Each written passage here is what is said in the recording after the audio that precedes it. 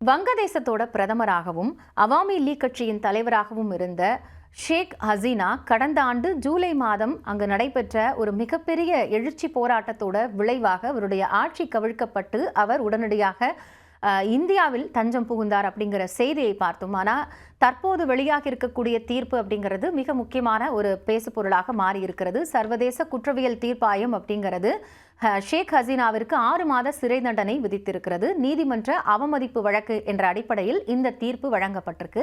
இதுக்கு என்ன காரணம் அப்படின்னு பார்த்தோம்னா, கடந்த ஆண்டு நடைபெற்ற அந்த மாணவர்களுடைய போராட்டம், அதை தொடர்ந்து நடைபெற்ற பல பேரினுடைய உயிரிழப்பு, இது எல்லாமே மிக முக்கியமான ஒரு கருப்பு புள்ளியாக மாறியது. மாணவர்கள் எதற்காக இந்த போராட்டத்தை முன்னெடுத்தாங்க அப்படின்னா, வங்கதேச விடுதலை போரில் ஈடுபட்டவர்களோட உறவினர்களுக்கு அரசு வேலைகளில் 30% இடஒதுக்கீடு வழங்கப்படும் அப்படிங்கிற விவகாரம் தொடர்பாகத்தான் இந்த போராட்டமே வெடித்தது. ஒரு மாதத்துல இந்த போராட்டத்தில் பங்கேற்றவர்கள 100கணக்கானோர் கொல்லப்பட்டிருந்தாங்க, பலர் படுகாயமடைந்திருந்தாங்க அப்படிங்கிற அதிர்ச்சிகரமான தகவல் வெளியாக இருந்தது.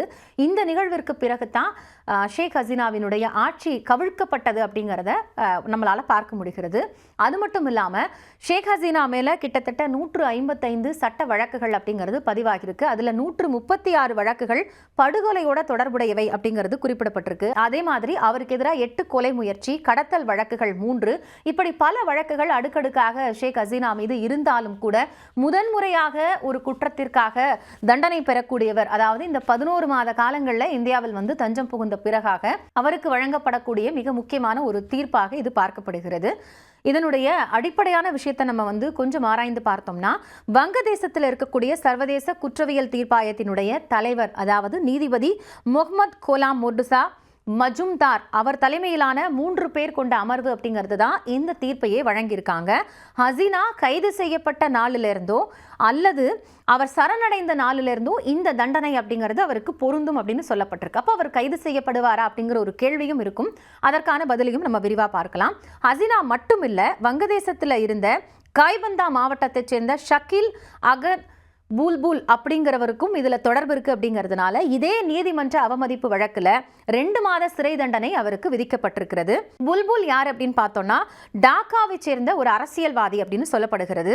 அவர் ஹசீனாவோட அவாமி லீக் கட்சியினுடைய மாணவர் பிரிவான வங்கதேச சத்ரா லீக், அதை வந்து BCL அப்படின்னு குறிப்பிடுறாங்க. இதோட தொடர்பு உடையவராக ஒரு நபராக அவர் இருந்திருக்காருங்கிறதும் குறிப்பிடத்தக்க ஒரு விஷயமாக இருக்கிறது. ஷேக் ஹசீனாவுக்கும் ஷக்கீல் அக்ன் புல்புலுக்கும் இடையே கடந்த ஆண்டு அக்டோபர்ல ஒரு தொலைபேசி உரையாடல் நடக்குது.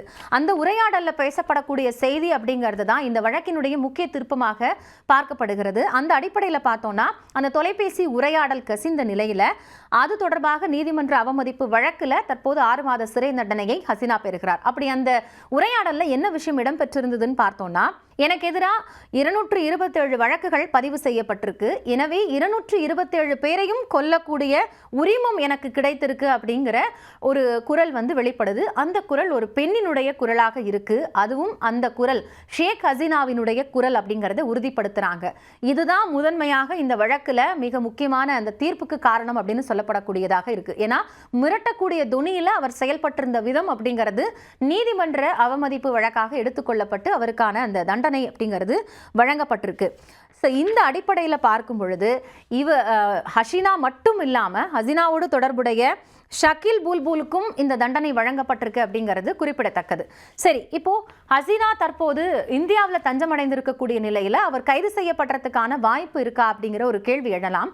அந்த அடிப்படையில் பார்க்கும் பொழுது அவர் ஒருவேளை வந்து சில காரணங்களுக்காக அந்த பகுதியிலிருந்து வெளியாகாமல் இருந்தால் அப்படின்னா அவர் வந்து கைது செய்யப்படலாம், அல்லது அவருக்கான அந்த தண்டனை அப்படிங்கிறது விதிக்கப்படும். ஆனால் அவர் இந்தியாவில் இருந்தாலும் எங்கே இருக்கிறார் அப்படிங்கிற தகவல்கள் இன்னும் சரிவர தெரிய வரல. அதே மாதிரி அவர் லண்டனுக்கு போகக்கூடிய ஒரு சூழல் இருக்குங்கிற செய்திகளும் வெளியானது. இது எல்லாத்தையும் கருத்தில் கொண்டுதான் அவரை உடனடியாக கைது செய்யாமல் அவர் இந்த விவகாரம் தொடர்பாக சரணடைய வேண்டும் அப்படிங்கிற ஒரு நிர்பந்தம் ஏற்படும். நீதிமன்ற தீர்ப்பு வந்திருக்கிறதுனால அந்த தீர்ப்புக்கு அவர் கட்டுப்பட வேண்டிய ஒரு பொறுப்பும் இருக்கிறது. ஸோ அந்த அடிப்படையில் பார்க்கும் பொழுதுதான் அந்த தீர்ப்பிலேயே குறிப்பிடுறாங்க, அவர் சரணடையும் பொழுது அல்லது இந்த தண்டனை அமலுக்கு வருவதை எப்படி சொல்றாங்க அப்படின்னா, அவர் கைது செய்யப்படுறாரு அப்படின்னா அந்த நாள்ல இருந்து இந்த தண்டனைங்கிறது கணக்கிடப்படும்.